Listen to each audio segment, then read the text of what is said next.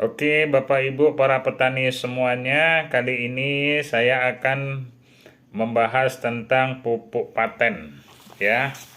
Nah, ini pupuk patennya. Nah, ini saya akan menjelaskan kepada Bapak dan Ibu semuanya tentang penggunaan pupuk paten pada tanaman jagung atau tanaman padi ya. Nah, rawatannya sebelumnya kita sampaikan rawatannya secara intensif ya, dia lebih detail, lebih intensif dibandingkan dengan rawatan biasa, bertujuan untuk meningkatkan hasil panen para petani. Nah, itu tujuan saya. Nah, jadi semuanya perlu kita perhatikan ya Bapak Ibu, baik dari pupuknya. Sebelum kita bercerita pupuk, alangkah baiknya itu yang pertama dari bibit ya. Nah, bibitnya jangan bibit turunan, bibit yang tidak bersertifikat. Nah, usahakan bibitnya itu bibit yang bersertifikat, yang memang sudah diakui kelayakan uji tanamnya dan hasilnya. Nah, seperti itu ya Bapak Ibu. Jangan padi turunan tidak bersertifikat, kemudian minta hasil yang banyak. Nah, dari segi itu saja itu sudah jauh. Nanti kita kerja keras, kita biayai, kita kerja mati-matian, tapi hasilnya tetap segitu-segitu saja. Namun kalau benihnya itu bersertifikat, ya mudah-mudahan bagus. Benihnya bagus, kalau hasil itu Allah yang menentukan semuanya. Nah, rawatan bagus, pupuknya bagus, semuanya bagus, namun hasil Allah juga yang menentukan. Seperti itu ya. Nah, itu dari segi padi. Kemudian jagung. Jagung juga harus jagung yang bersertifikat. Jangan jagung turunan.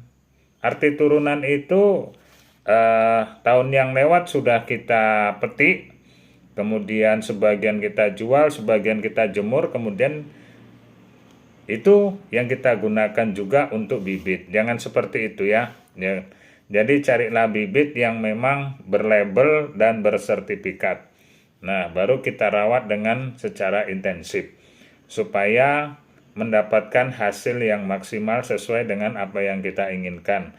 Kalaupun tidak sesuai dengan apa yang kita inginkan, dia tidak jauh beda. Contoh, misalnya kita menginginkan panen jagung itu 12 ton, tapi kita dapatnya 10 ton. Ya sudah, alhamdulillah. Berarti dalam per hektar itu 10 ton. Dalam satu rantai berarti 400 kilo. Nah, kan sudah lumayan. Nah, target kita Bapak dan Ibu, target kita itu petani ini harus bisa mencapai baik tanaman padi maupun tanaman jagung itu minimal 400 kilo dalam satu rantai, yaitu ukuran 400 meter. Nah, kalau bisa lebih dari itu lebih bagus. Dan tujuan kita adalah mencapai kepada 400, 500, dan 600. Nah, ya. Nah, kalau dia 500 berarti bisa sampai kepada 12 ton. Kalau 400 10 ton, kalau 500 berarti 12 ton. Kalau dia 600 per rantai berarti 6 kali 25. Berarti sekitar 15 ton. Nah, ini yang kita maksudkan. Kita berpacu dalam bertani ini harus mencapai target-target apa yang saya sebutkan itu tadi. Nah, jadi jangan hanya sekedar bertani, sekedar menanam, waktunya sama, pembiayaannya sama, hasilnya tidak maksimal. Jadi ada tujuan-tujuan kita untuk mencapai hasil-hasil tertentu itu tadi. Oke ya Bapak Ibu. Nah, selain dari bibit, kita juga perlu memperhatikan olah lahan. Lahan juga perlu kita olah. Jangan lahannya ini penuh dengan rumput, kemudian kita tukal terus. Minta hasil yang banyak. Nah, kalau kita menanam rumput, belum tentu tumbuh padi. Nah, kita menanam rumput, nggak ada tumbuh jagung. Menanam jagung tumbuh rumput, menanam padi tumbuh rumput. Nah, jadi rumputnya itu juga harus dibuang dulu. Oke, lahan diolah di traktor sedemikian mungkin, sebagus mungkin. Oke, lanjut agar materi kita sampai. Nah, di sini ada pupuk paten. Pupuk paten ini adalah pupuk yang sudah berteknologi nano. Berteknologi nano ini maksudnya dia mudah diserap oleh tanaman. Baik melalui akar, melalui batang, melalui daun, melalui bunga, dan melalui buah. Ada 5 penyerapan pada tanaman atau tumbuh-tumbuhan. Melalui akar, melalui batang, melalui daun, melalui bunga, dan melalui buah. Nah, kita lihat ya. Nah, kita contohkan ini untuk tanaman padi. Nah, untuk tanaman padi, ini yang pupuknya. Nah, ini yang pupuk ya. Nah, ini paten pupuknya yang berwarna hijau. Kemudian yang berwarna biru adalah imunnya.